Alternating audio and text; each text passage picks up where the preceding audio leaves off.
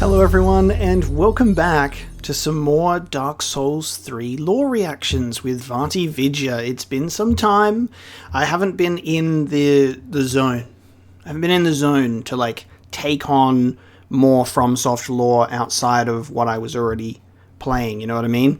I just finished Sekiro, so I've freed up my brain to revisit Dark Souls 3 and absorb some of that story again and react to some lovely Vaati content, as usual. We're going to get some lovely perspective and story points in Dark Souls 3 Prepare to Cry. So it's been a while since we've actually done a Prepare to Cry lore reaction, so this is cool. We've got quite a few to get into, which is cool, so we're going to run through them in the same episode, keep them all together.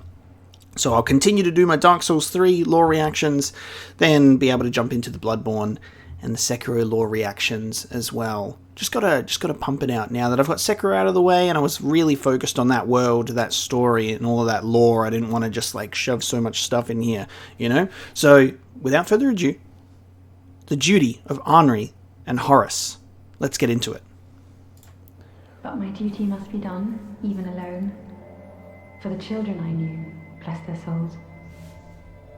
Anri and Horace, two of the only children to have ever escaped the clutches of Aldrich, the man-eater. Now, undead and unkindled, they stride willingly back into his grasp. Oh, hello. How do you do? I am Anri of Astora. She's got such a nice voice, hey? She's got such a nice voice. And you too in search of the Lords of Cinder. Our wife. Anri, our wife. Cathedral, home of the grim Aldrich. We may go our separate ways now, but we are both seekers of lords. The next time we cross paths, one may find the other in a time of need. Oh yes, Horace.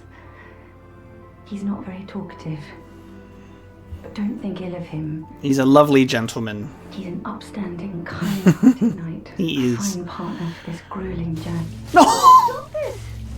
You've gone hollow, have you? Then I shall put you to rest. What the fuck, Vaati? Join me, and may the flames watch over us. Why did he just attack them? What the fuck? Alright, mate. Top 10 anime betrayals. Oh, Horace, why? No! Don't leave me. Not you. Not like the others. Oh, Horace. Horace. Everyone, What the fuck? forgive me. I was weak on my own. What a brutal start to the episode, dude. Fear. Fear that those by her side will die. Sheesh. You can imagine this fear would have been born from her childhood in the cathedral, as the children alongside her were sacrificed. To the deacons of the deep. So if Horace lives, then he remains a source of strength to her for a little longer. Anri's Blue Sentinel. Without his help, I would have cursed this onerous duty long ago. Such a tragic tale, At Anri the and end Horace, of the isn't Road of it? Sacrifices sits the Cathedral of the Deep, and deep within the cathedral is the monumental coffin of Aldrich, the man-eater. A right. One of my favorite boss rooms. One of my favorite boss rooms. It looks so good. Of devouring men. He ate so many that he bloated like a drowned pig, then softened into sludge. So they stuck him in the Cathedral of the Deep. Eesh. Back then, the Cathedral of the Deep was a holy place, full of God-fearing deacons devoted to the Way of White and to the linking of the fire. And it was imperative that the fire be linked, for that's the way it's always been. At the end of every cycle, a powerful being must be sacrificed to keep the flame lit. The cathedral, a place of sacrifice, may well have been designed for this. So it came to be that a saint named Aldrich was sacrificed. And they made him a Lord of Cinder, not for virtue, but for might. Such as a lord, I suppose. The fire doesn't care. That's if Hawkwood you've talking, consumed isn't it? Men, women, children. If that's made you more powerful, then all the better. So Aldrich, this terrible, gluttonous saint, must have been powerful indeed. The deacons tended to the flame, and slowly they were corrupted by the evil they were tending to. Vaati's editing is so good. Eventually, of course, even this fire faded. The world darkened. But this time, no one stepped forward to link the fire. I love the imagery till the fire that is used with the music as well. It just Lords of old tells a story so well. Aldrich among them, brought back to link the fire again. These lords came back clinging to life, and they were loath to let it go. So Sludgy boy. they refused to sit their thrones once more. And with this refusal came the unkindled, ashen undead, each tied to a lord. Sigurd to Yorm, the giant's friend. Hawkwood to the legion he abandoned. And Anri to Aldrich, whose clutches she escaped as a child. After her and Horace escaped the Cathedral of the Deep, they went on to do great things. Anri found herself drawn to the land of Astora, as it was being destroyed by the spirit of the evil eye. With nothing but a dull blade and luck, she defeated the creature. Horace killed a corrupt executioner. He stripped the executioner of his armor and gave it a new legacy. He would become a blue sentinel, protecting the weak from Rosaria's fingers, these red phantoms who take the tongues of those they kill in battle. I assume that a lot of this. And death could not keep either. Oh yeah, With no Horace tongue. And Anri Right. unkindled, they rejoined forces. There's no in the previous Vaati videos that we've watched, he has provided sources for lore and information with like in-game and otherwise with like items and stuff.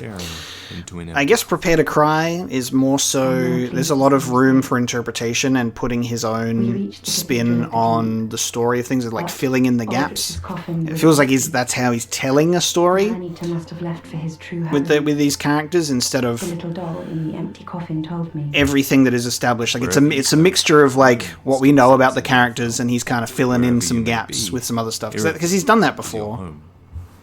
He's done that before. Told me that the city lies beyond Farron Keep, and so becomes our destination. Good luck. Good luck. Ah! Oh, hello. How very fortunate. Tragic. Have you seen my companion, Horace? He's just To my chilling. shame, I was snared by a trap and we've become separated. I've not been able to find him since. If you tell Anri where he is, then Anri will go to find him, full of fear that she might have to confront Aldrich, this childhood horror, alone. But a hollow remembers no one, Rest in peace. so it is better that she go on alone. Oh, Horace, where have you run off to? Have you abandoned me? No. What a horrible thought. We find Anri next in the Church of Yorshka. She's alone, she's tired.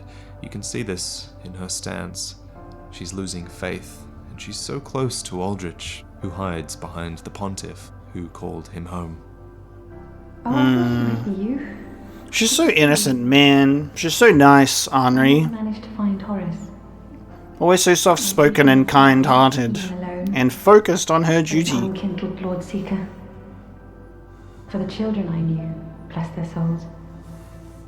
We all have our reasons, don't we? Unkindled are born from the ash of undead who tried to link the fire in a past age.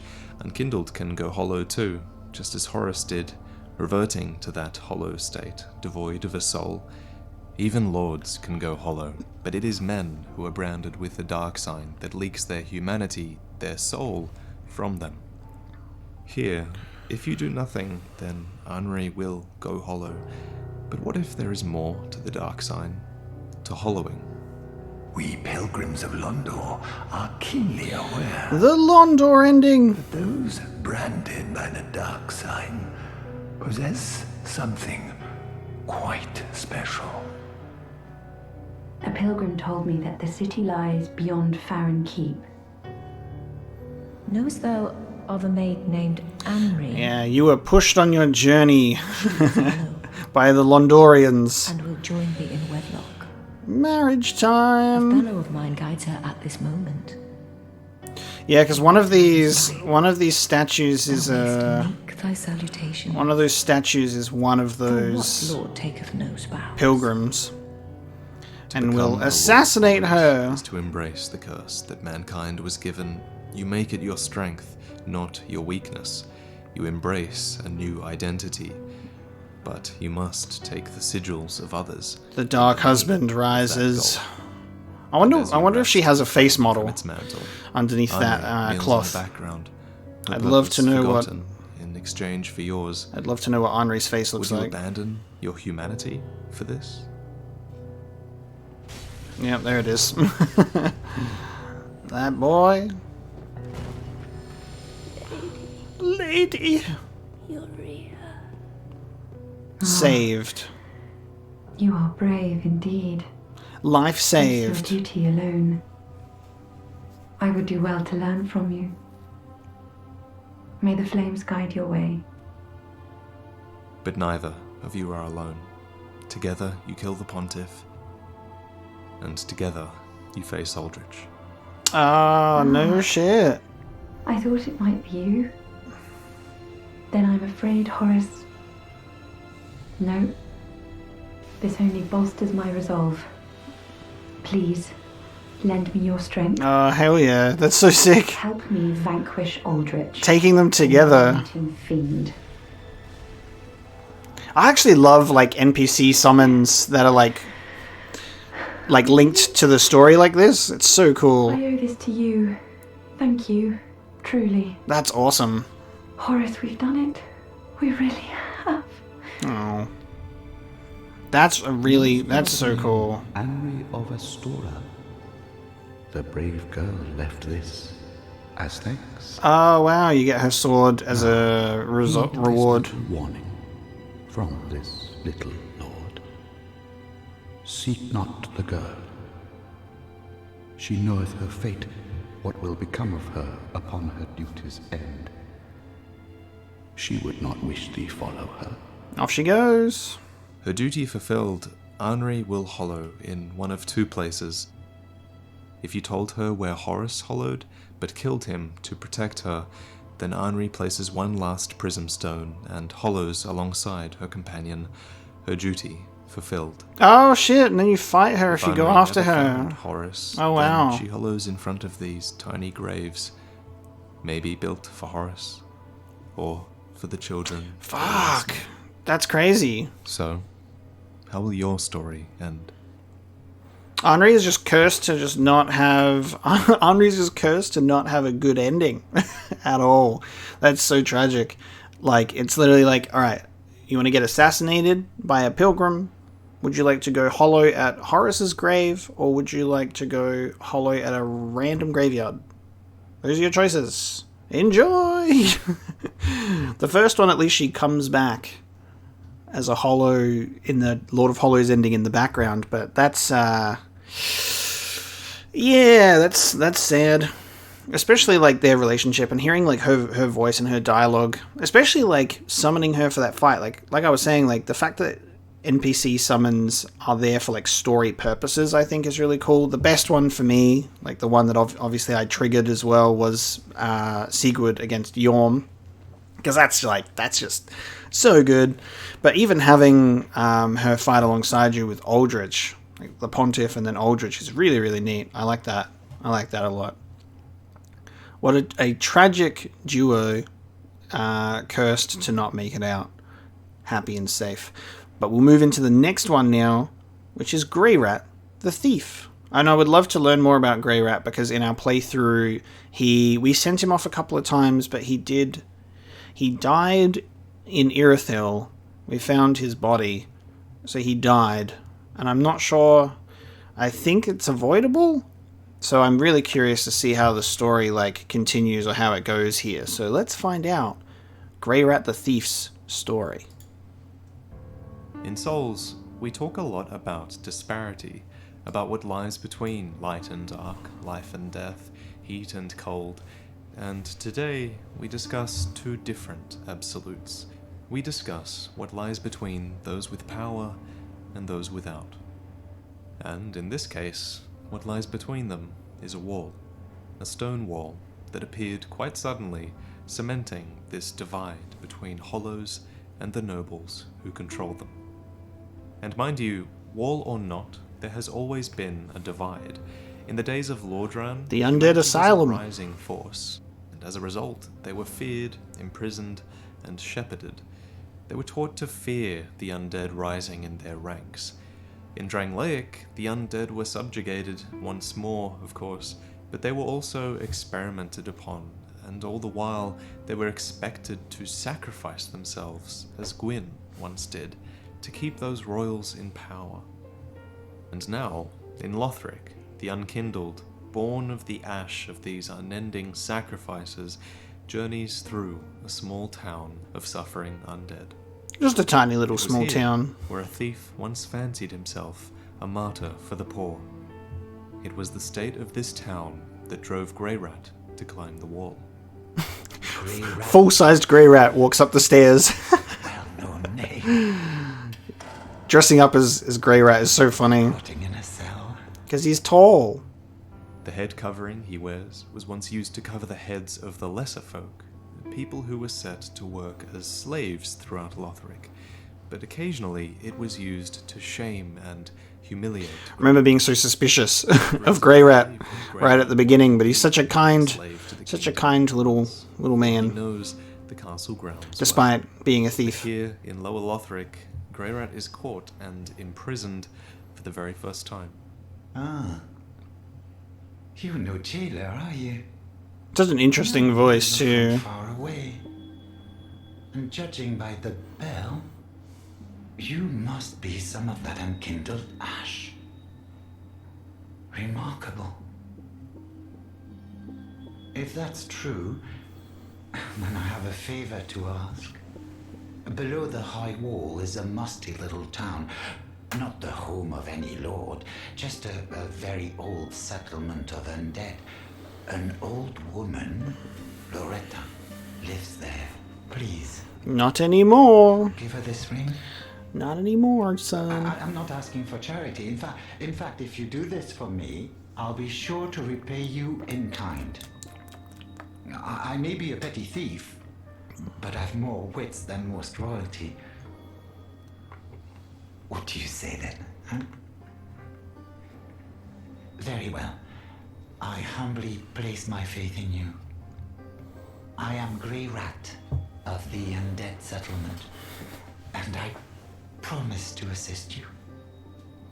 Give this ring to old Loretta at the base of the high wall. Do your part, and I'll do mine. I'll go and find you some Know cool stuff. Who Loretta was. We don't know why her corpse clutches a bone, nor do we know what Greirat's relationship to her was. The one detail we do know is that the little rare ring he gives us to give to her is a tear stone, which has the uncanny ability to sense imminent death, protecting its wearer in their final moments. So, whoever she was to him, it seems he cared for her and sensed her death was close. Heavens. That is... She was already dead. Yeah, she was already dead. That's a good conclusion to draw. Almost a relief, really. Yeah. You can keep the ring as, well, a little trinket of thanks, I suppose. He breaks his composure when you appear back, and from then on dedicates himself fully to your cause. Ah, there you are. I was thinking. Let me go and steal some things for you, please. Perhaps I'll go on the prowl. Everyone's dead or hollowed away anyway, right? So I might as well fetch some weapons or treasure for you. Well, what do you say? Thank you. You will not be disappointed. I will leave for some time. So long for now. How does this story Do stay go? safe, you hear? Or my efforts will have been for naught. Don't take Greirat's robbery of the undead settlement lightly. It was his home. It was the poor there who inspired him to climb the wall and risk his life, and it was a settlement where he cared deeply for someone. His thievery of the settlement is kind of an admission that everyone there no longer matters to him. That's a neat touch. And so, emboldened by his new purpose, he asks to put himself in harm's way once again. Oh, hello. Fine work. Hello. Discovering Irithyll in the Boreal Valley, all in a day's work. If the tales are true, No biggie. it is home to old moon-worshipping nobles, and should be packed with treasure. One of the most beautiful locations in Dark Souls. Shall I go and see what I can find? So good. A fine choice. Beautiful name, beautiful location. Also tied to Anor Londo. Like, it's just... That name.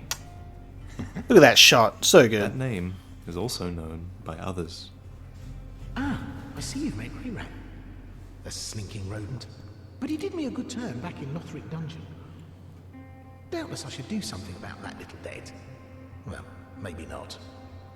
Well, I can hardly believe he's still standing. This is Patches, the hyena, the spider, the unbreakable. By now we have a pretty good grasp of his character, and it's this same character Mischief who, man. for the first time, Always up to no good. expresses a genuine concern about the well-being of another. Is it genuine, though? What happened to Greirat anyhow? I haven't seen him at all lately. Well, if you know where he scurried off to, be sure to tell me. But I need to stock up, and if he's gone and croaked, he'll have left a gold mine. That Patches squat. Ah. Right. Okay. Yes, I see how it is. Some things can't be divulged, even between friends. It comes with the territory, I know. Wait a minute. But if you happen to recall What the fuck? details, do be a saint. Do it for old Patches. How's the Pontiff beast down there? I only fought it on the bridge. If Patches is still alive to tell you this, then it means you've forgiven him Weird. for a great deal of things. You've forgiven him for impersonating the Onion Knight. How dare you? Locking you in a tower. How dare you? He's tried to kill you twice now, probably, and it's understandable, right? That you wouldn't want to tell him where your friend has gone. However, Greirat can be saved No. by the very thief you tried to protect him from. Well, Oh, Patches saves Greirat from dying in Irithyll? He is trustworthy after all, only sometimes. there can't be much left of that frozen sprawl. Oh, the old rat. He's gone off the deep end this time. Oh, wow, Was Patches Greirat saves truly him. saved by Sigurd here? It's possible. Or rather, was he saved by an impersonator who was protecting their reputation? Oh, then we're both safe and sound. Thank the gods for that. I don't like getting things so close. Oh, is it Died. is it implied that Sigurd saves Greirat, but for some reason didn't for me, but I guess it's implied that he saved him, but potentially it was Patches. I feel like it would make sense for it to be Patches. If it wasn't for that peculiar Onion Knight. But in the end, it all paid off. Take a good look. They're sure to be of some use. You know, I was thinking about leaving for another round. What's going on with that tower? It's a different color to the rest of the castle. Lothric Castle. I'm aware of the danger.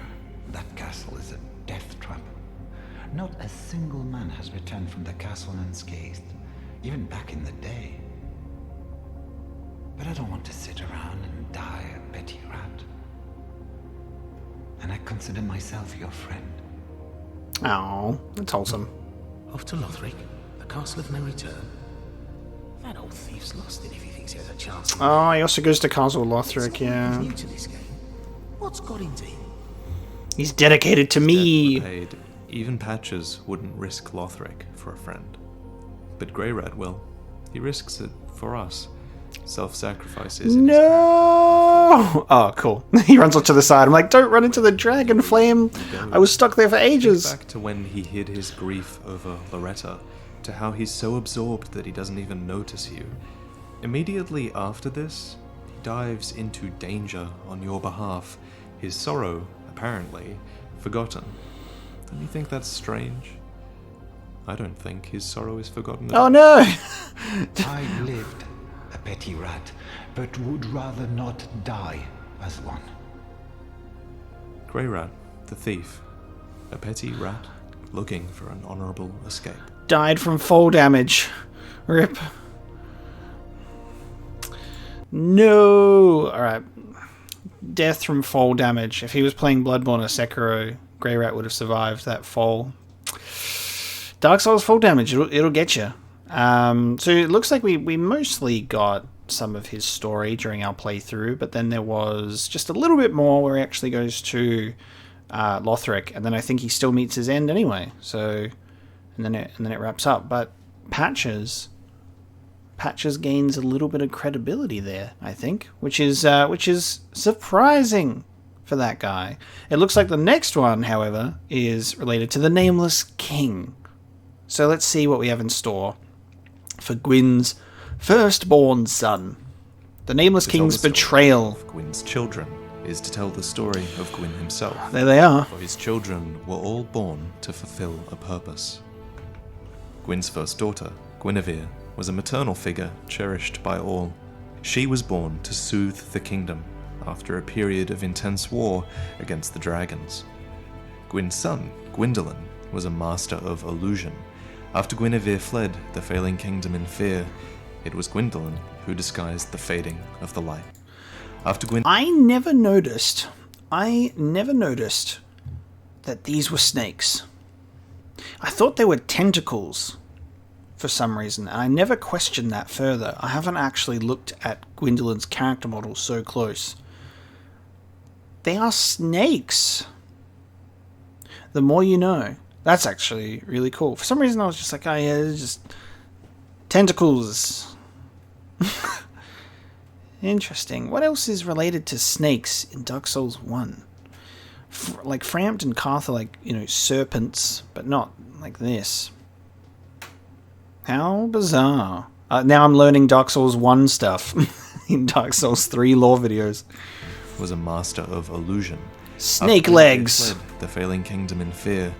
It was Gwyndolin who disguised the fading of the light. Oh, it's such a cool transition finally, to the light. Gwyn's youngest daughter, Filianor, was truly a product of her father's pride.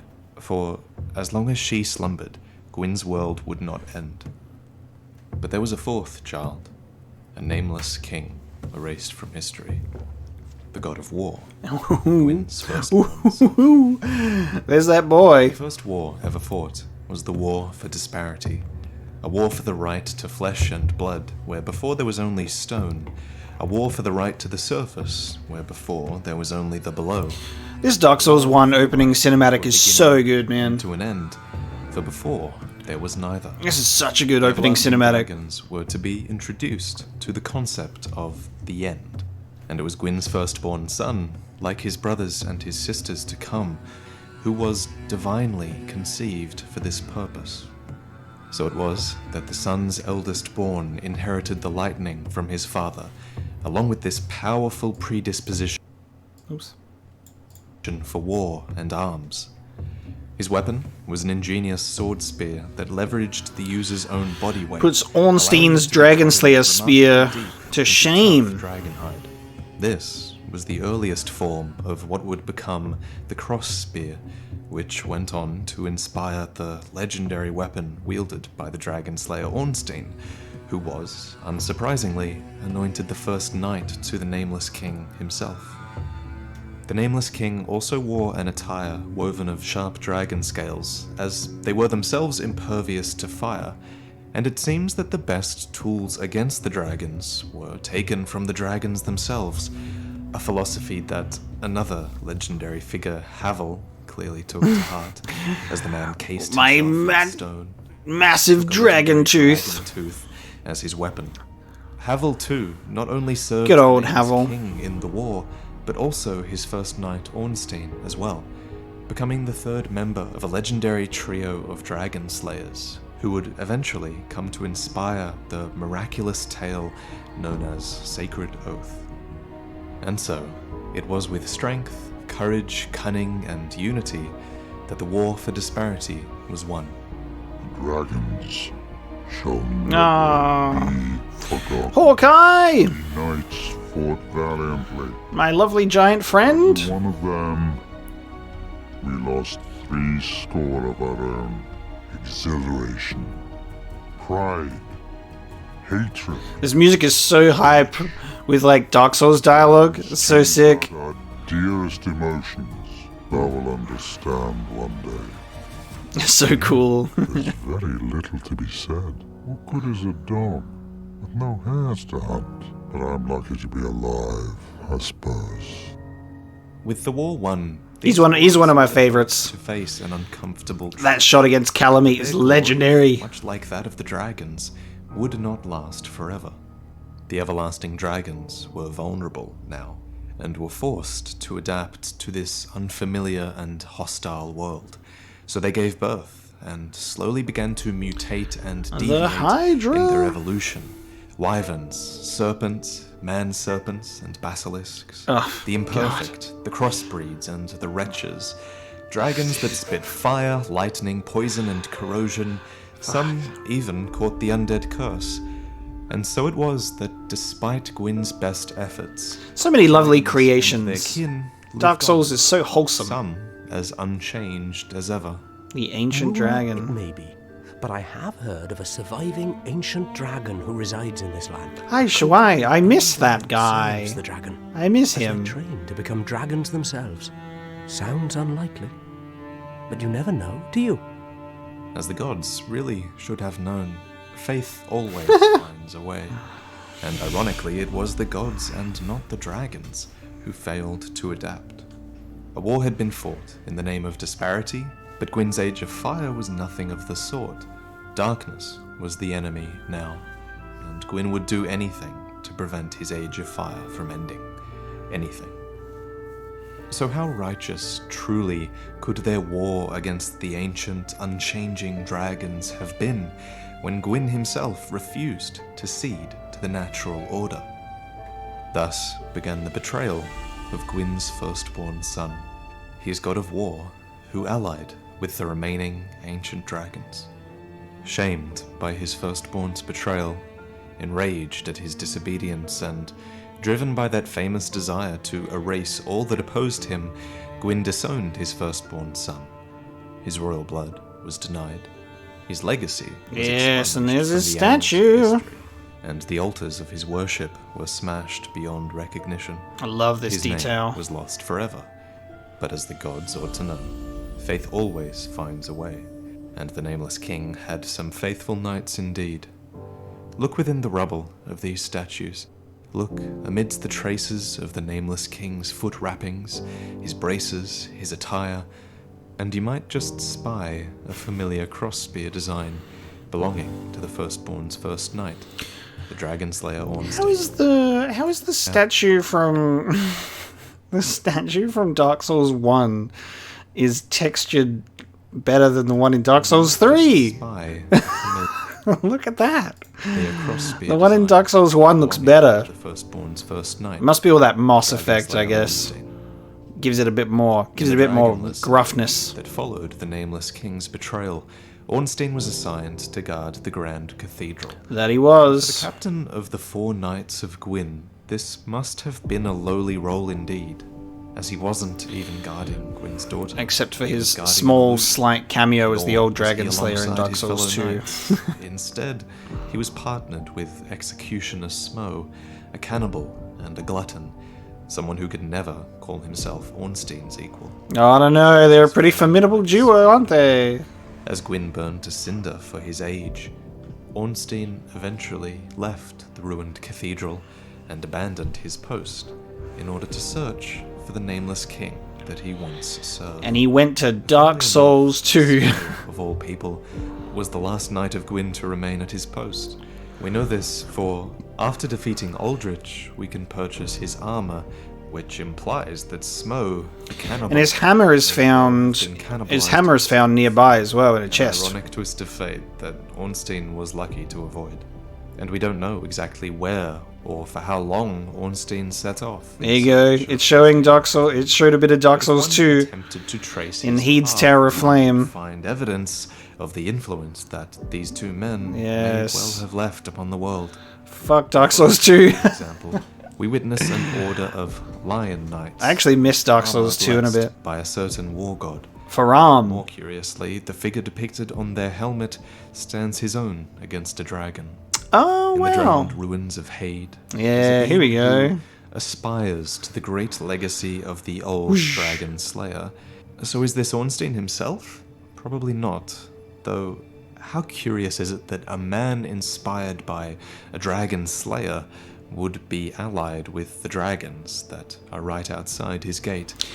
Dude, I didn't expect Dark Souls 2 to pop up in that way, which is awesome. Kind of missed Dark Souls 2, you know? Overwhelmingly end up with them as their allies. Look to our Nameless King, who was born for a war against them, only to ally with the vestiges of their race. Look to Vendrick, who inherited Gwyn's legacy, yet aspired to recreate their power. Look to the kingdom of Lothric, whose knights were originally hunters of dragons, yet they ended up taming them and fighting at their side. Look at Prince Rickard, who fought in a stronghold filled with serpents and ended up being summoned as their champion at Archdragon. I remember this guy too. Look to Havel, who adopted a spine of stone and a dragon's tooth only to uphold a sacred oath with their Nameless King. And finally, look to Ornstein, the Dragon Slayer, who, laden with duties and oaths, decided that the only one that would matter was his pledge to Gwyn's exiled son. So cool seeing the Dragon Slayer armor in these cutscenes. That's so sick. To the Nameless King's stronghold. And he became a dragon Years after himself. His exile, the Nameless King had tamed a storm drake, upon which he had led a lifetime of battle. Eventually, he settled here, upon Archdragon Peak. This, it appears, was a place where dragons and their kin could worship and live in peace. It was only a matter of time, after all, until Gwyn's Age of Fire would burn down to ash, and dragons, as we know, have both time and patience. Hooded serpent boys. Alas, and Unkindled would eventually find his way here to Archdragon Peak, driven by this unstoppable desire to claim the strength of a war god. That looked similar to Creighton. So that Gwyn's Age of Fire could finally be brought to an end. For war is supposed to be waged for what we believe in. Dark Souls 3 fans resisting the urge to point out the Nameless King's hand twitching before he kills it. Everyone wants to point that out. The greatest detail ever, which is actually a nice detail, but it's also funny because it's repeated so much from what I've seen. Guys, the Nameless King's hand twitches before he kills his friend. The more you know. This video that I will never click on. Vaati, get out of here with your Elden Ring content. I'm the new Vaati now. I'm going to do my own lore videos for Elden Ring. Probably not. I don't have time for that. Yorm, the Lonely Ruler. Dark Souls have happy fates. In the Age of the Gods, they had it best. Perhaps because one of their own was a powerful knight of Gwyn. Yet, even then, he suffered at the hands of former humans, who packed his helm with tree resin and fooled him into thinking he was blind. The other giants of this age were put to use as basic laborers. Their wits made them unfit for much else, except in rare occasions. In Drangleic, a distant race of giants invade the kingdom of the humans to take back that which was stolen from them. It ends in bloodshed, not to mention the giants taken for experimentation, their very souls becoming displaced from their bodies.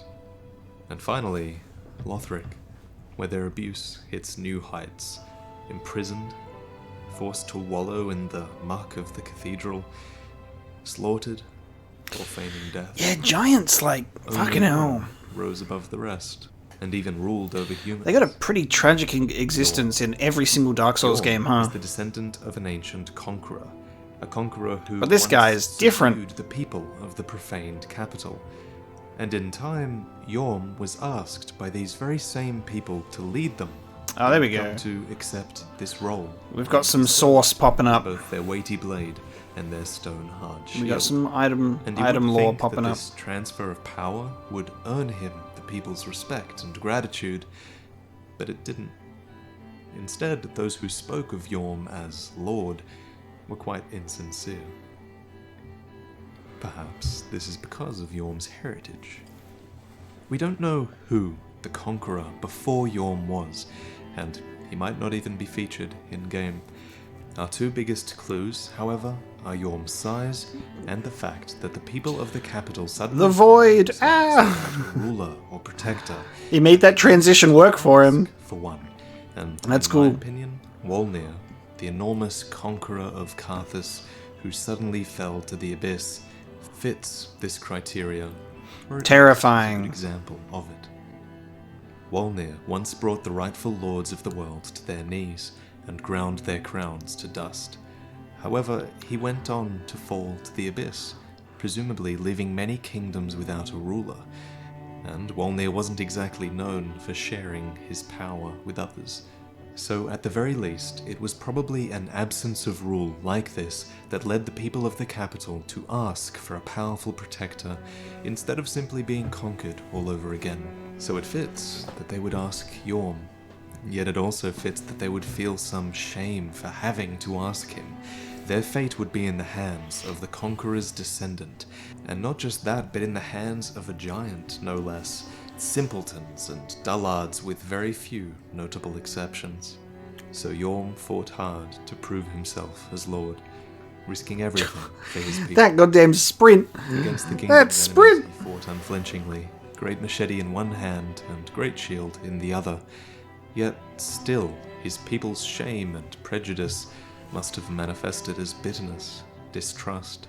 For, in another brave gesture, Yorm gave his people the means to defeat him. Oh, the Storm... Storm Ruler. Storm Ruler, right. An ancient sword also known as Giant Slayer. Such a badass throne, too. Their knees from the strength of storm held within it. I need to do that for myself one of these days. Only one remained. Because I haven't done that now. At some point, Sigurd did it for me! Yorm lost the one he wished to protect. It's not clear who this is, whether they were a friend or a partner, nor how they died, but this loss became the legacy of his later years. It was an event so significant he threw away his great shield, for he was no longer interested in self-preservation, nor the protection of others. In the place of his shield, Yorm added a left-handed notch to his machete, enabling the smashing technique of a berserker with nothing left to lose. In time, his enemies were crushed, and the only threat to the capital was from within. A group of women, relatives of some oracle from a bygone age, suddenly triggered a curse subsisting deep within them.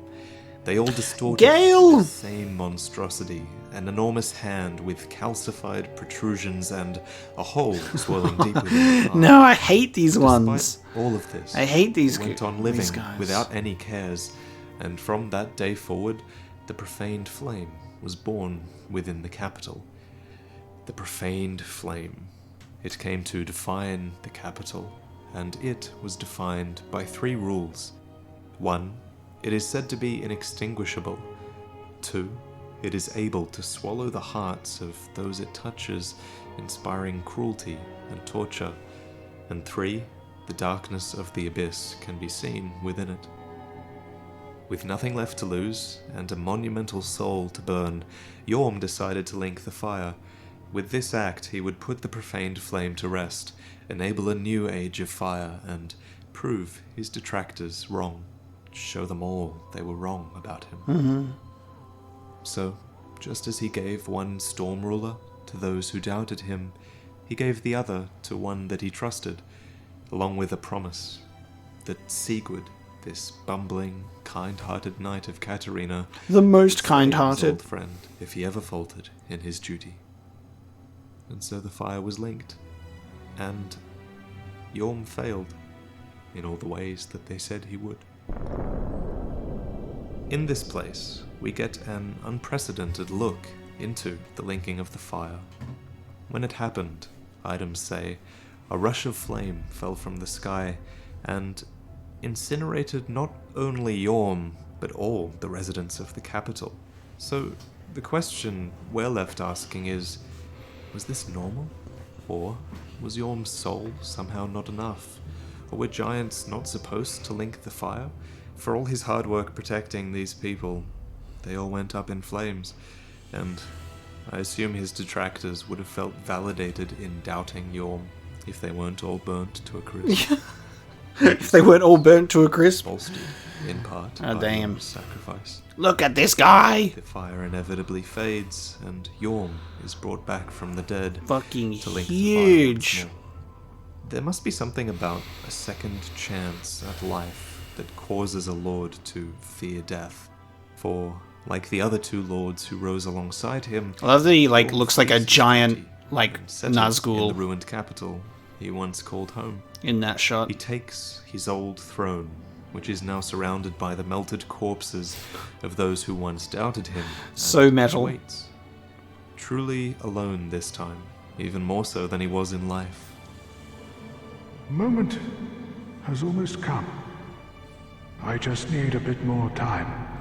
Needs to prepare himself for what he's about to Sigurd, do. with a little help from you, of course, finds the courage to meet his old friend. Here we go, dude. One of the hypest entrances to a boss fight ever. Yorm, old friend. So fucking cool. Secret of the Knights of Katarina have come to uphold my promise.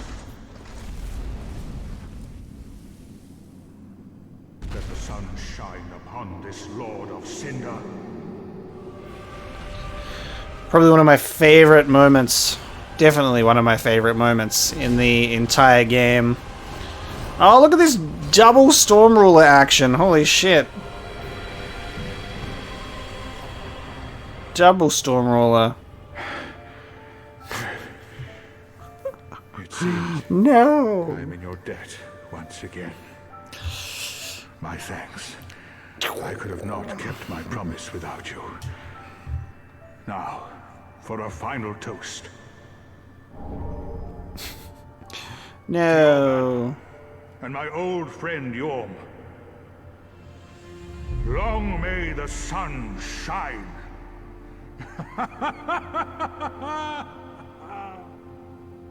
Well, I'm going to have myself a little nap. The only thing to do, really, after a nice toast. You are a true friend. Best of luck with your duty. After your final toast, and as you leave the arena, Sigurd's soul floats towards you. No, we actually see it.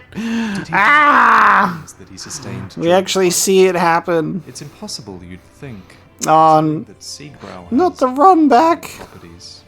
No.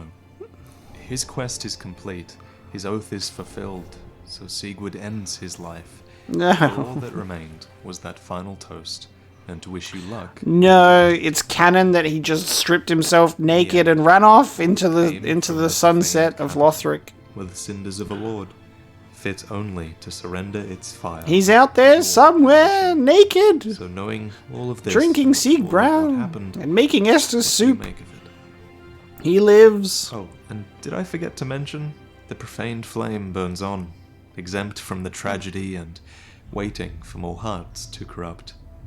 And somewhere, a young sorcerer escapes a painting. A young sorcerer escapes a painting. That's such a cool little tagline to go into the next one, which is Sulyvahn the Tyrant. Because this one's gonna be cool. Sulyvahn, who used to be in the painted world, so that's gonna be really, really cool. Let's get into Sulyvahn the Tyrant now. The tyrant, Sulyvahn, was only a young sorcerer when he left the painting. Ariandel is another world, a sanctuary that pulls forlorn beings from the outside and gives them a home. They find comfort in the sameness, and they find comfort in the rot. So comfortable Growing looking. up in a place like this, surrounded by beings that have lost everything in the outside world.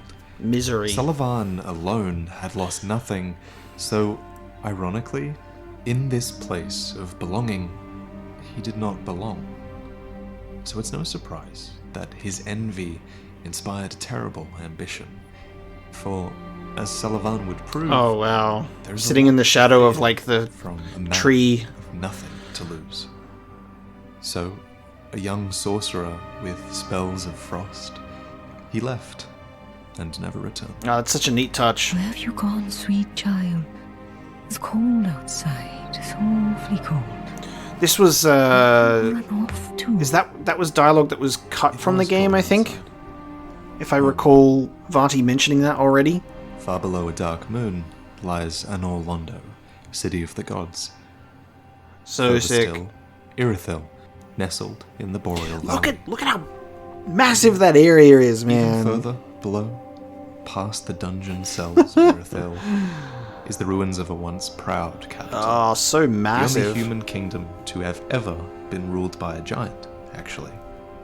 But his story doesn't matter, for he left nothing of worth behind, except perhaps this.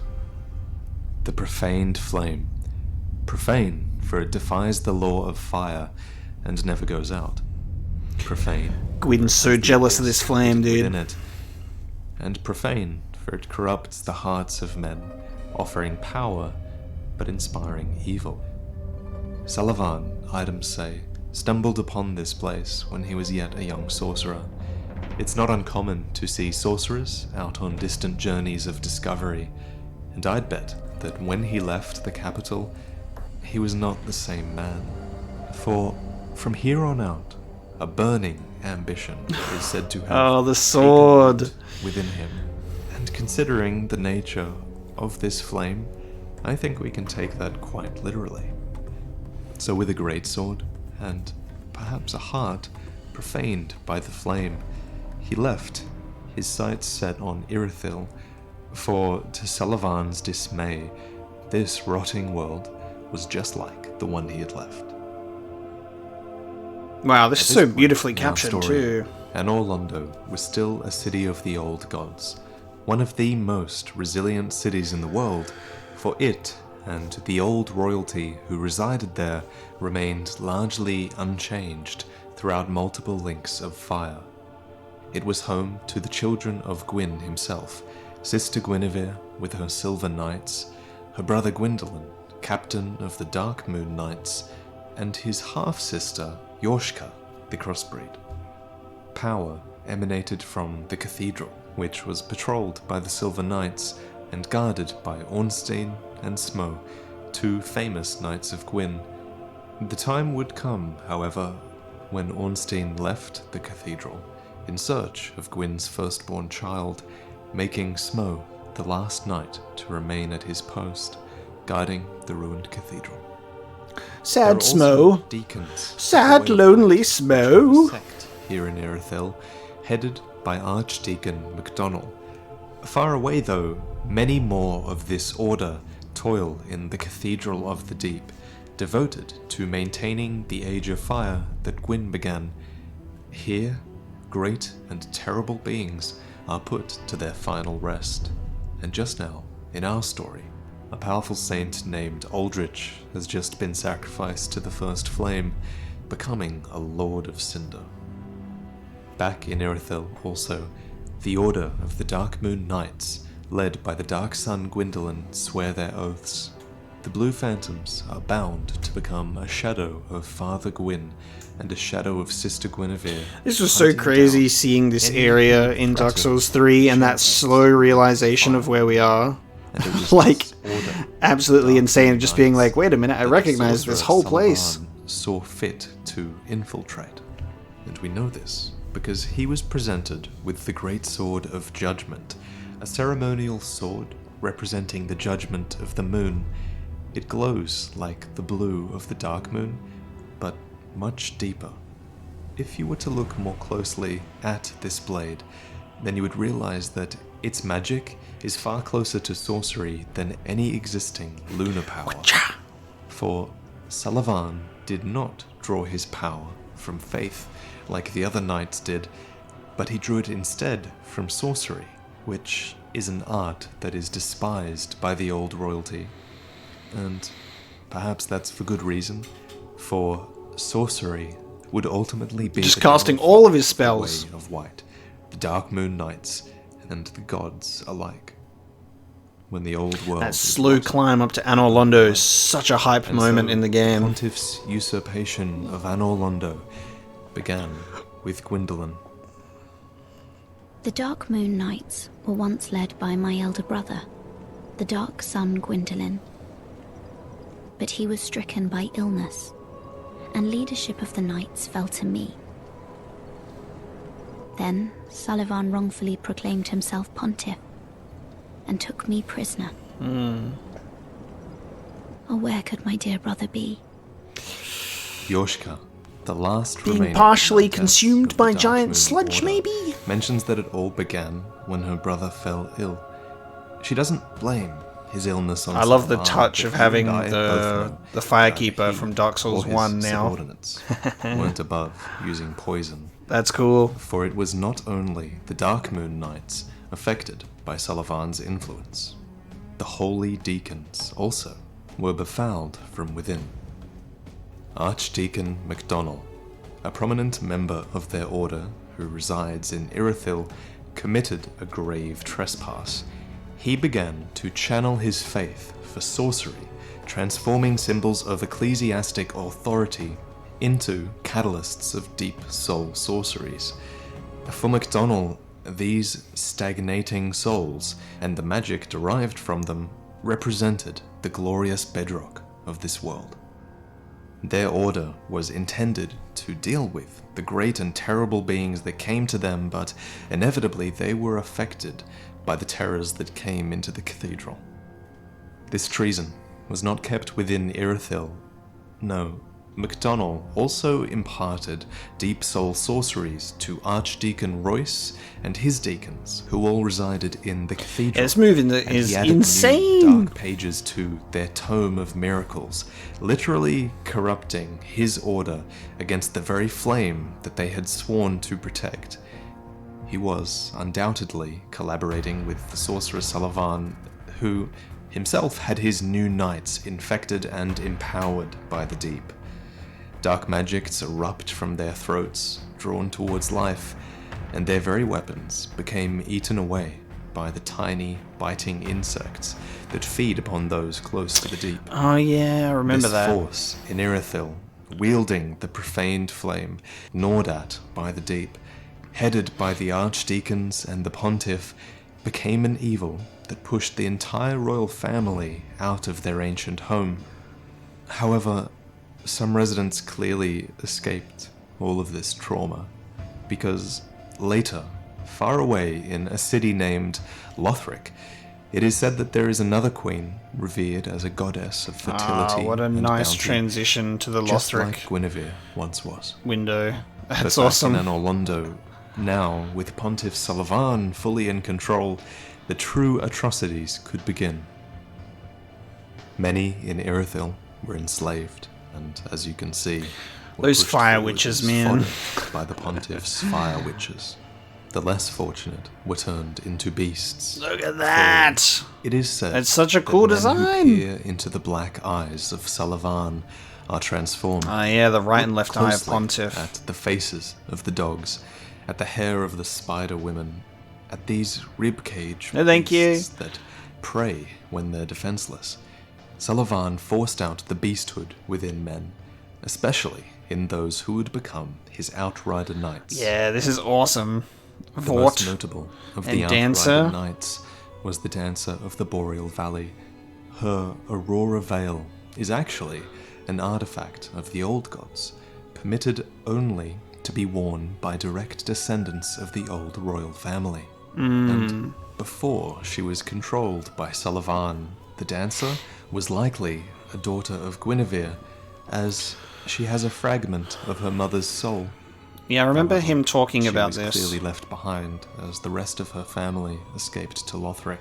No. When captured, the Pontiff ordered her to serve first as a dancer, perhaps to shame her or entertain him.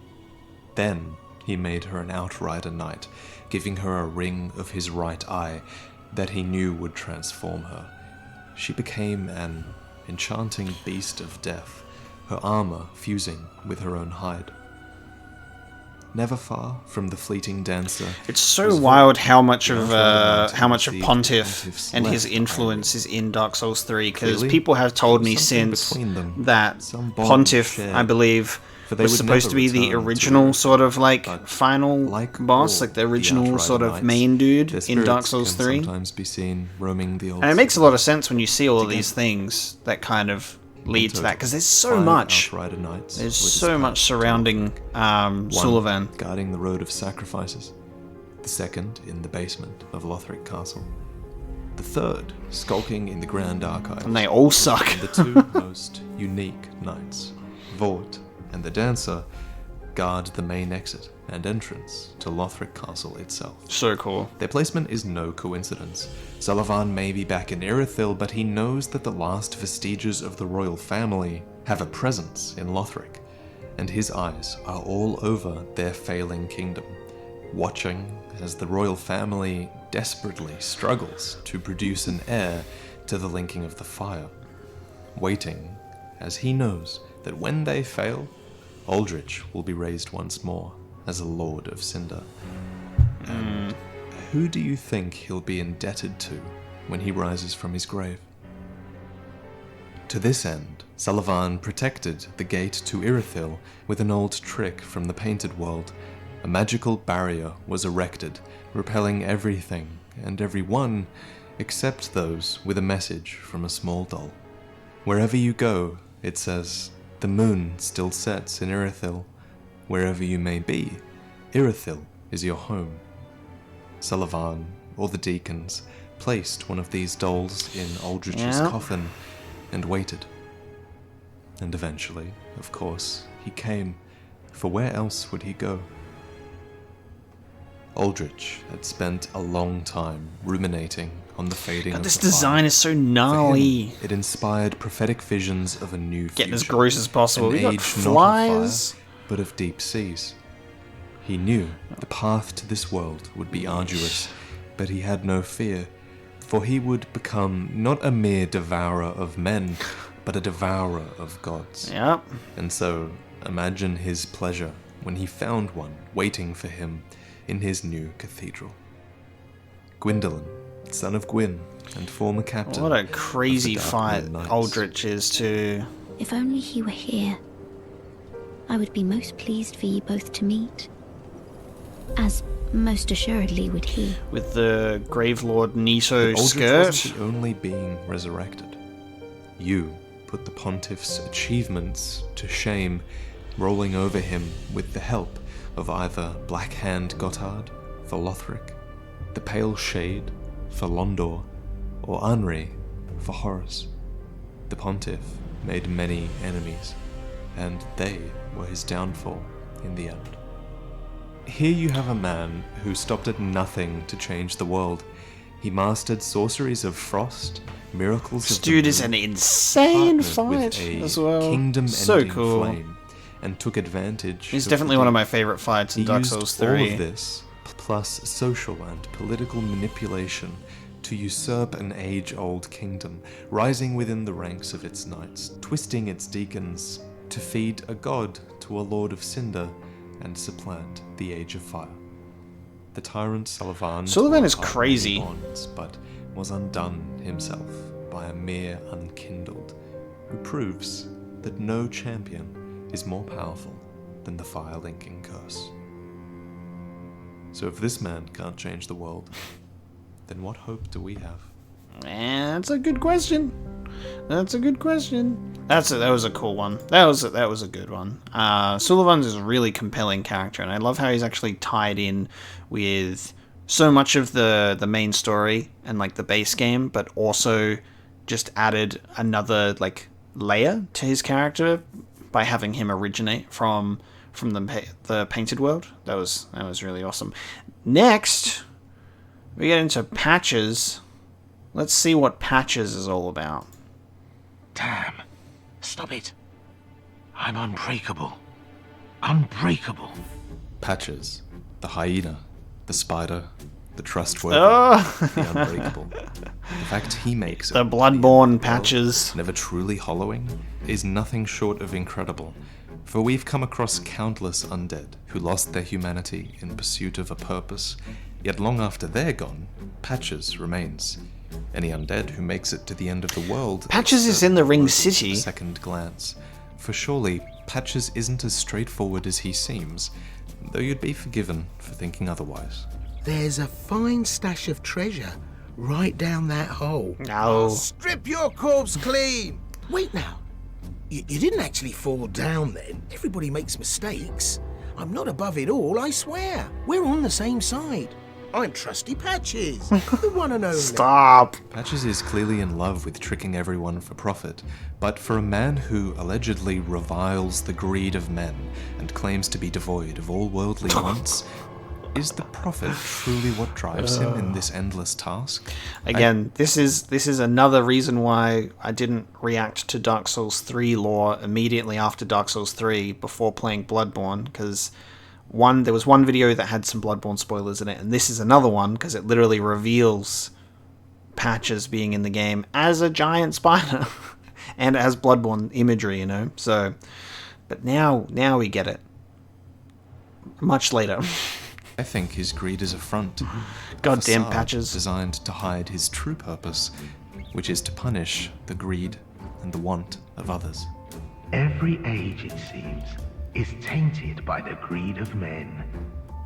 Rubbish to one such as I, devoid of all worldly wants. Time and time again, we're lured by our greed, eventually finding a somewhat loyal friend. Yes, I mean, after yeah. our punishment is delivered. Fair enough. Across all these worlds, there is one man that Patches truly befriends, and this friendship gives us a rare insight into Greirat. what he values. This friendship is with Greirat. Ah, I see you've met Greirat. The slinking rodent. But he did me a good turn back in Lothric dungeon. Doubtless I should do something about that little dead. Look at his smug face. Maybe not. Well, I can hardly believe he's still standing. Greirat the Thief once fancied himself a martyr for the poor, the soul's version of Robin Hood, if you like. It was his concern for others that led him to climb the Great Wall to Lothric, where he freed Patches from the Lothric dungeon before being locked away in a cell of his own, awaiting your rescue. I don't want to sit around and die a petty rat. And I consider myself your friend. Indebted to you, and with all those he loves dead, So he Greirat frees dedicates himself Patches, fully and to your Patches cause, instantly goes and even turns into a embarking chaotic on entity suicidal who thieving traps runs through the most Sigurd in the well. It's these actions that lead Patches to his uncharacteristic concern. Hey, what happened to Greirat anyhow? I haven't seen him at all lately. If you know where he scurried off to, be sure and tell me. Now I need to stock up, and if he's gone and croaked, he'll have left a gold mine. What? Gone all the way to Mirithil, has he? There can't be much. I love how epic that angle is. It makes like Greirat look like the hero of a story, being like, "I'm gonna conquer He makes an Irithil." effort to hide his affection for this man, though his actions betray that he cares. For, dressed once again in the armor of the Onion Knight, to hide his identity, it's Patches, That transition. not Sigurd, that actually rescues Greirat in Irithil. I might have died if it wasn't for that peculiar Onion Knight. Oh, Greirat's dialogue even points to it. Well, Greirat is much like Patches. You can see what they have in common. They're both petty thieves, yet Greirat is one who acts without concern for himself. He doesn't steal out of greed, so Patches respects him. Right on. To Lothric, the castle of no return. That old thief's lost it if he thinks he has a chance in there. It's not like he's new to this game. What's got into him? Death. Patches also does outlive him. The curse of life is the curse of want, after all, and if we view greed as the reason that many hollow and die, then it makes sense that Patches is the one perfectly suited to resist the curse by resisting want and greed entirely, for he thrives upon punishing others for their greed. So, with no want, and grounded by his desire to punish others for their want, and trick them and trap them, Patches makes it to the end of the world. But slowly, the world is ending. Does he have to save Greirat for him to be in the Ring City then? His traps. There's no one else to trick with their own greed. So it seems that Patches too wavers in his duty, for here, at World's End, even he loses himself, which gives us a glimpse of the good heart that he used to have before the world made him what he was. I'm hollow. Yes. I try to play it off, but I haven't a clue about my past. Now, what the fuck? Who I was, or what I lived for. Not even my own blessed name. You remember that treasure? What the fuck? I fetched it for you. Here, go ahead. It's yours. Maybe it'll help you with that solemn duty of yours. I'm off in search of the Purging Monument. Once I find it, everything will come back to me. Patches ends up in the Ringed City. Well, I guess was it the Drake Heap before and now the Ring City? Or just the Ring City? So if he...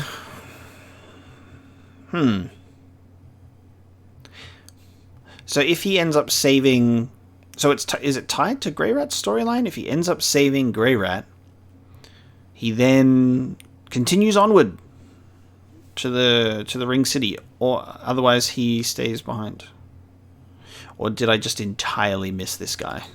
Who I in the was, Ring City? What I lived for, what my name was, and what terrible grudges I held. I don't know.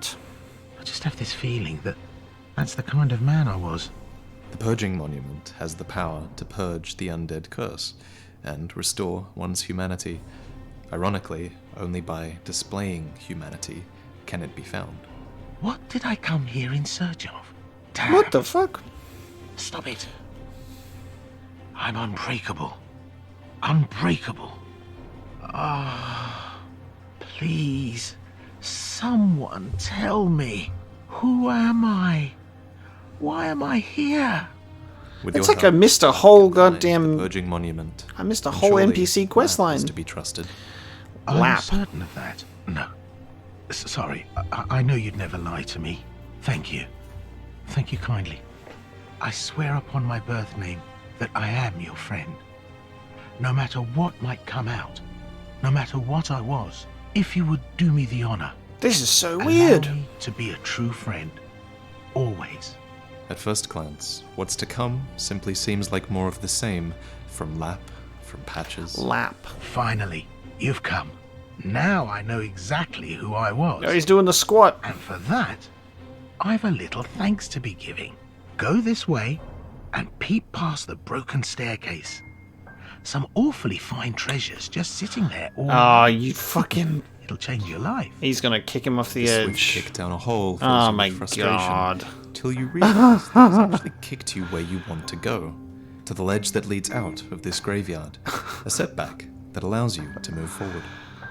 Every age, it seems. That Dark Souls 1 reference, though. Men. Rubbish to one such as I. What the fuck? Devoid of all worldly wants. Jesus, he seems so evil. Sometimes he's just the most evil motherfucker. I don't know. Maybe it's just the way we are. So he disguises himself, or like, does he actually, is what he was saying before genuine? For the first time, find Dark Patches Soul helps to you you. on your quest. Well, he does help perfectly us, fitting yeah. way. He sets you on the path to the Church of Filianor, where he Oh, assists wow, you one yeah. last time in your quest to weaken the Lord's grip on the Ringed City. Oh, you can summon him as well. Despised clerics, Phantom charlatans, Unbreakable he calls them, Patches. And it's fitting beyond words that Patches Oh, that's actually would quite play a cool. part in undoing the greatest lie of all, undoing the greed of the gods. So there's a guy... Faith in Filianor and in There's a guy called Lap in the Ring City, but it's Patches in disguise, and in classic Patches fashion, Yet we two could not be more fools different. you. Patches But this time fought kind no of one for a but good himself, reason. For no cause other than to scoff at the greed of men.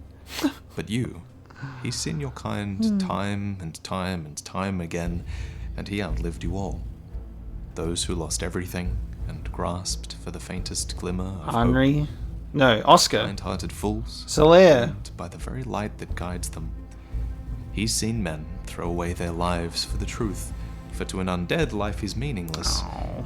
Patches probably figures all of our Dark Souls 1 friends gone mad as a result. All of our Even Dark with Souls the truth 1 in friends. tow, And Dark there Souls is 2! no fate for us other than the loss of self. Because even if you're selfless, you can't save everyone. Old friends. No. No matter how hard you tried, in the end you couldn't save a single soul. And the more you try to help, the more you fight against evil, the more you will lose. For you're doomed to lose those closest to you. Family, friends. Some may even turn against you. Eh? What was For that? even with your boundless compassion, no one can foretell the consequences. Dude, we're just getting all of the stories right now. Wow. All of this, it's just want and greed, in some shape or another. A desire to look back at something that made your life worthwhile.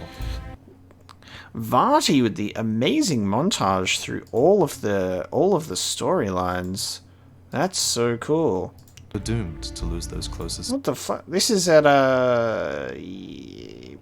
what's it called? Ash Lake? To you. What's happening here between these two? Family, friends. So is this Siegmeyer and Sieglind then? Because this is Dark Souls 1. This is Ash Lake. Friends. Some. Oh, actually no, because you're fighting. Well, I guess the camera is you're a character. What, do you fight him at Ash Lake? Some may even turn against you. That's confusing. For even with your boundless What is compassion, that? no one can foretell the consequences of your good intentions. This one sucks. All of this, it's just one knowledge, a desperate faith. Oops. Look back at something that made your life worthwhile. Whether it's a thirst for knowledge, a desperate faith, some petty revenge. It's taken some crestfallen men eons to find something worth fighting for. And even then, they're fated to lose it all. All this artwork is For so even the good as gods well. are in despair. The lords shy from their duty, and the last fire is fading. But something sets you two apart, and maybe the one thing that you both have in common is that you never looked back. Fucking Gale, dude. Another thing I've never looked back from is switching from Skype to Discord. Yeah. Hell yeah. Then I want to do an event where... Alright, cool. That's that. That's that for that story. Patches the Unbreakable and Skype to Discord. Alright. That was actually one of my favorite ones yet because it revealed so many new things for me. So much new information. So Patches moves to the Ring City under the name of Lap and is actually quite kind to you until he then goes, ha ha ha, except kind of in a nice way. How bizarre. How bizarre. We're now going to move into the next one, which is the Grand Betrayal. The thumbnail looks to be the Twin Princes of Lothric. Let's have a look. Firelink Shrine is a rather terrible place when you think about it. Sure, the Firekeeper will always be there for you, but what about when you're not there for her? She's disposable, forgotten, just like Champion Gundyr who's stranded in another dimension. Wow. Or like the Handmaiden, chained to this fate for what must feel like an eternity. Remember well, I am undead. She's just gonna chill there forever. The shrine's curse. As the fire is linked... Dark Souls 3 Firelink Shrine Nameless is King, actually quite so too is the horrifying shrine. in a way. In this world, as we know, the shrine is a literal graveyard of ash. Yeah. Quite befitting of an exhausted world. Though, one constant through it all is the suffering of the Firekeepers. These women aren't as selfless as you might think. No, they're prisoners, just like you, and they fight for the linking of the fire, for with the linking of the fire comes rest. Finally, the curse For of a the time? undead will be lifted, and I can die human. Long have I awaited one such as you, one who can set me free. Ashen One, link the fire. For the Lords of Cinder, for the Ashen Prisoners, for all those held to preserve the fire. Link the first flame. Though as we've come to learn, this rest is temporary, and the framing of that is was perfect. lifted. And yet, the legend of the linking of the fire continues to infect the minds of many. Undead are shepherded towards the first flame, and the kingdoms of the gods are always designed to enable their sacrifice in some way. Have you ever noticed that the incinerating kiln is never too far from the kingdom of men? Firelink Shrine is a crumbled peak of New Londo. The Throne of Want sits below Drangleic Castle, and in Lothric, hidden behind the King's Garden, along a trail of ash and untended graves, is the current iteration of Firelink Shrine, and what must be the 1000th Firekeeper, capable of sending us forward to be face to face with Cinder itself.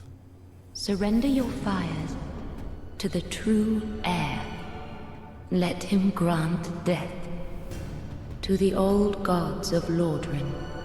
This was so crazy. First flame.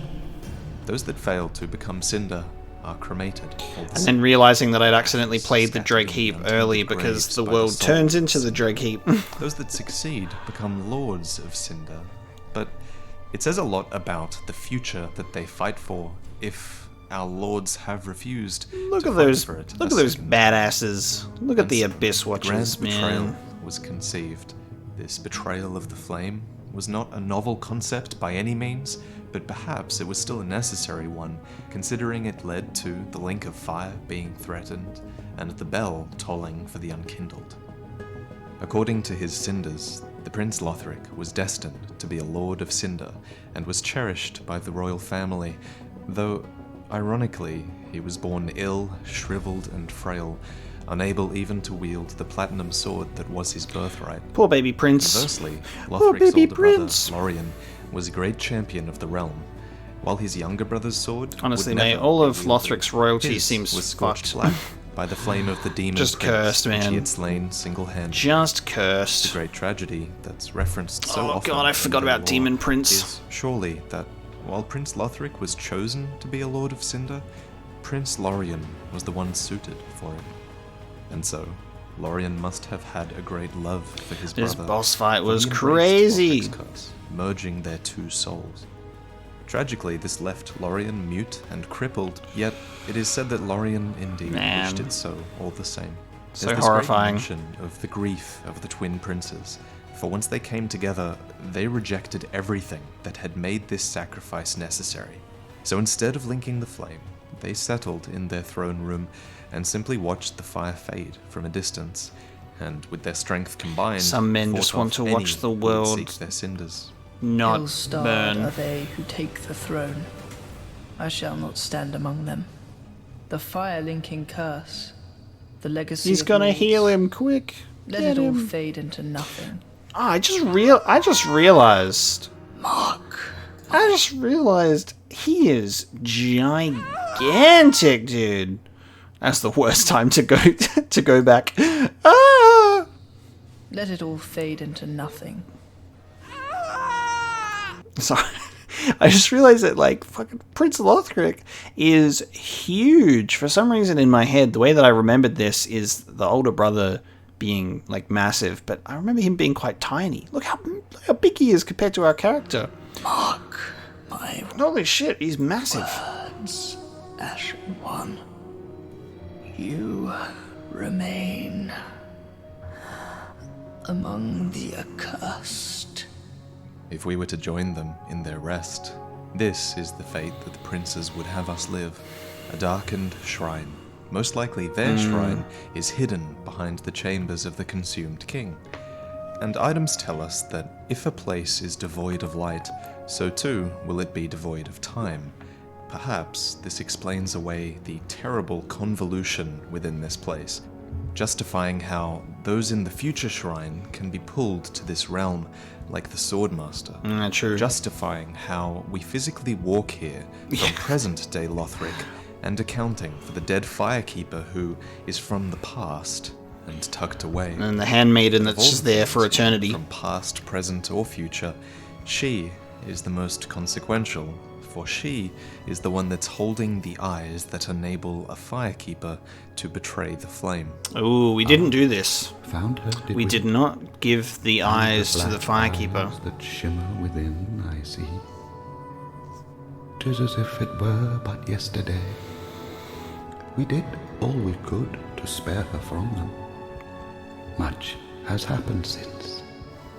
Mayhap I should apprise thee of what the thin light of these eyes might reveal.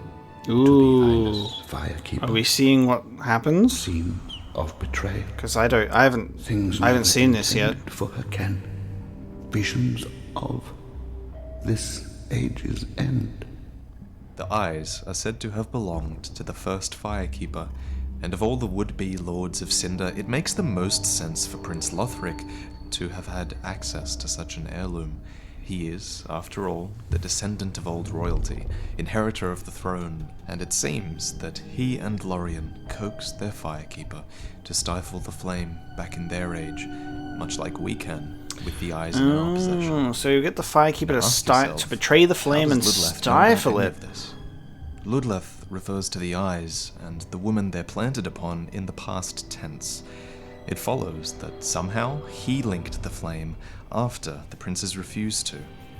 Look not in bewilderment as I say. I linked the fire long ago, becoming the Lord of Cinder. If substantiation be thy want, set thine eyes upon my charred corse. Yeah. This sad cadaver. There's something wrong in this dialogue. Listen to how guilty and how defensive he sounds. A true Lord of Cinder would have no need to constantly reaffirm his or her legitimacy. And we get closer to the truth on this by listening to him as he sleeps, as he dreams about the nightmarish rite of linking the fire. Ah, it cincheth. Oh, what? To the bone. It hurts. Please, help me. Be done with me. No, gods, no. I cannot bear it. It burns. Help me. Oh, wow. I am a lord. A wee flame, belike. But I shoulder the world. Forgive me. I am not to blame. I'm not. From his half-burnt corpse to the guilt that we hear, it seems most likely that Ludleth partially linked the flame. Perhaps it's because of him that there's a light in this world at all, that the bell was able to toll for help. Truly, though, this story is one that I can't possibly claim to have all the answers to. For example, was it possible for weak little Ludleth to link the fire because the twin princes had already defeated the soul of Cinder? If Ludleth could link it, why couldn't Champion Gundyr? Who was the first firekeeper? Why are there black knights here? And why is this place still... Why? Why? This place was laid with defenders for a reason.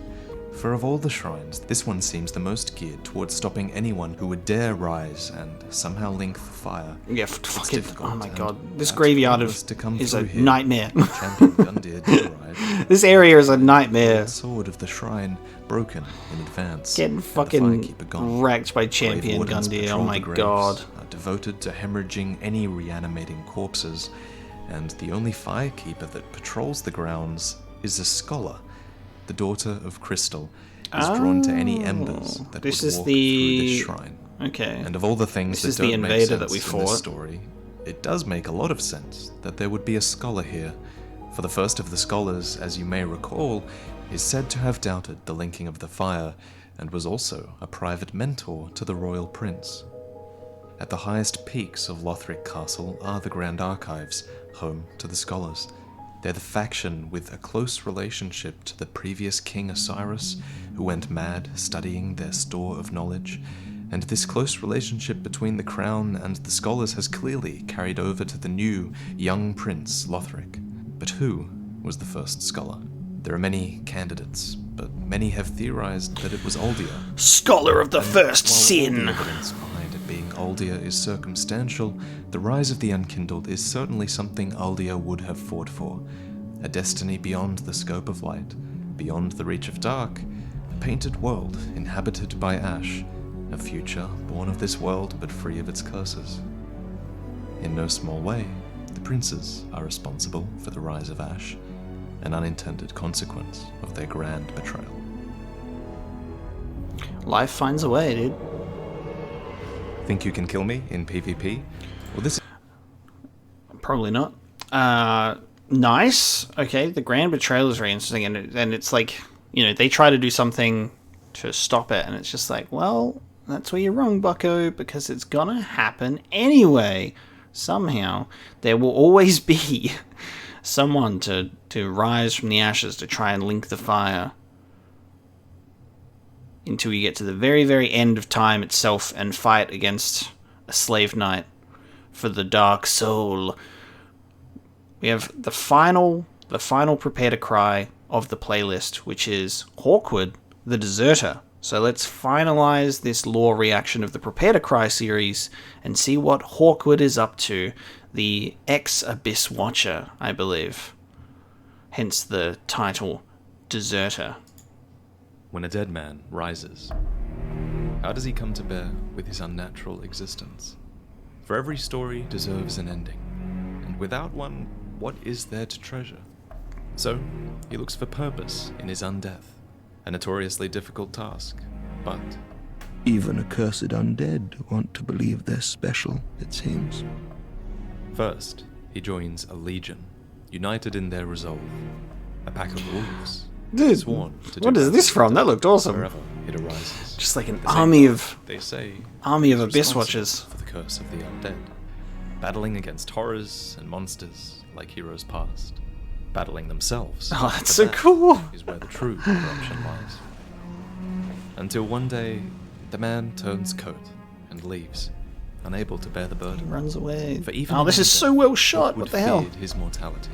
He clutched a shield close to his chest, unlike his brothers and sisters, Yeah. who fought with a blade designed to catch and deflect mortal strikes.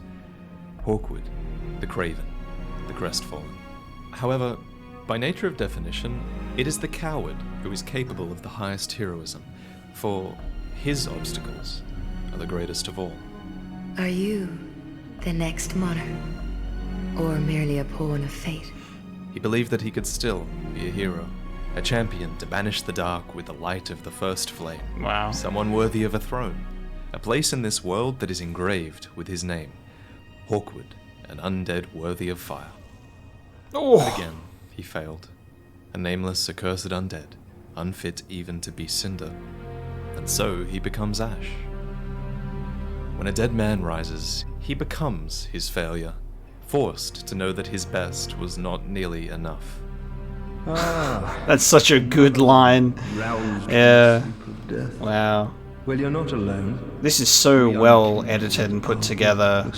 I love the stories being told like this. Like, even like the transitions between, like, oh wow. The Lords of Cinder and return them to their moulding thrones. Hawkwood gets one of the best shot and like put together episodes. With the metal to link the fire. We're not fit to lick their boots. Don't you think? Each of them, a man who actually became every NPC and their lovely laughter in these worlds. But for might. Such as a lord, I suppose. Such as a lord. Dare I ask, do we have a sodding chance? How could Ashen failures possibly hope to convince 4 lords to listen to them? Oh, that's so fucking cool, if the lords man. will not return to their thrones themselves, let them return as cinders. You offed the Lords of Cinder, the Undead Legion. So that's how they're delivered to their thrones. Oh, the camera modding to make all this work is gorgeous. Lordship's last reward. That's sick. I'm like watching a Dark Souls movie right now, dude. The absurdity of it all. The poor wretched souls. Be they lord or legend, the curse shows no mercy. What a sham. And if kings could not escape their fate, well then they were no lesser than he. So what did he have to fear? Drops his shield at that grave and then goes back to but I've still Farron Keep. plenty of fight in me. First, he followed the wolf. Then, he was scarred by fire. Finally, he finds the courage to pursue another calling. Oh yeah, because Hawkwood was at the Archdragon Peak. Right. Alive is to be vulnerable. And even That one really surprised me. No exception to that rule. No. When he was Apostles of the there, Dragon yeah. Seek another plane of existence. This man's one been which everywhere. Transcends life, and we possess one of their relics. Oh, you've returned. I was hoping to see you. That crestfallen asshole he handed me. Yes. That crestfallen asshole. Raven of face. Oh, Andre, never change. It was a challenge. This time, he fights for something else completely, without a shield, to protect his own self. Ah, there you are. Yes, and then Well, he I've gives decided us to stop running from my fate.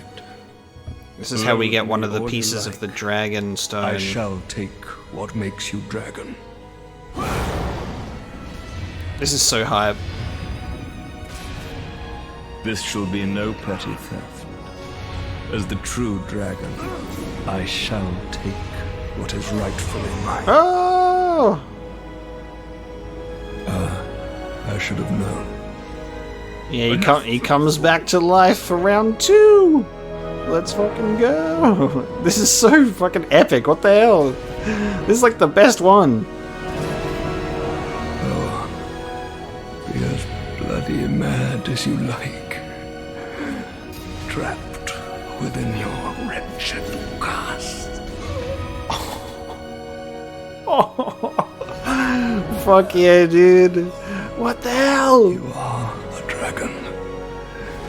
More dragon than I. The music, the editing, the story, all of it. Place to die. Holy shit. His name was Hawkwood, the last remaining warrior of the Undead Legion. Bruh, that was one of the... That was... Video sponsored by... That was fucking incredible. That was like one of the best ones, like not just like in Dark Souls 3 lore. That's one of my favorite videos of his, period, about Hawkwood. So unexpected. Just the way that that was all put together. I'm a huge fan of cinematography, good cinematography. That was just like seeing like these specific shots where it's like this kind of shit, like the specific shots of like having stuff in the foreground, you know what I mean? Like, so cool just seeing it like blurred in the background. That was awesome. That was the Prepare to Cry lore reactions by VaatiVidya, and I think that covers pretty much all that I'm going to cover of Dark Souls 3 lore reactions. So I've done a few videos for that one now for Dark Souls 3. We've learned a lot about the world. I do apologize once again for the wait on this one. I want to make sure that I can be in the right headspace to react and discuss some lore stuff. And these videos are not as easy to do as you might think, I guess. I don't know. I get in my head about them sometimes when I want to make them. So I just want to make sure that, like, I'm mentally in that zone to absorb some lore, and you know, Sekiro was quite a lot for me when I was playing through it, so I didn't want to just like have everything going on at once. But yeah, that was the Prepare to Cry reactions. So we'll also have some Bloodborne lore reactions as well. I'll react to Vaati's Bloodborne videos. I think like people go, hey, you should go and react to the 8-hour like compilation of all of the Bloodborne story, and I'll probably do that in my own time. But I think to get some cool Bloodborne lore stuff, I will look around, but we'll potentially react to the to Vaati's stuff once again, and then also Sekiro as well. Apparently he's done some videos for, I believe it's called Shadows Cry Twice, someone might have mentioned. So there's also that to get into as well. So thank you so much for watching this video. I hope you enjoyed it. We definitely got some new tidbits of information here, very much surrounding Patches the Unbreakable, aka Lap. I'm gonna have to find him for myself in a New Game Plus playthrough of Dark Souls 3. What do you reckon? We'll have to do that one together. So thank you so much for watching this video. I'll see you in the next one.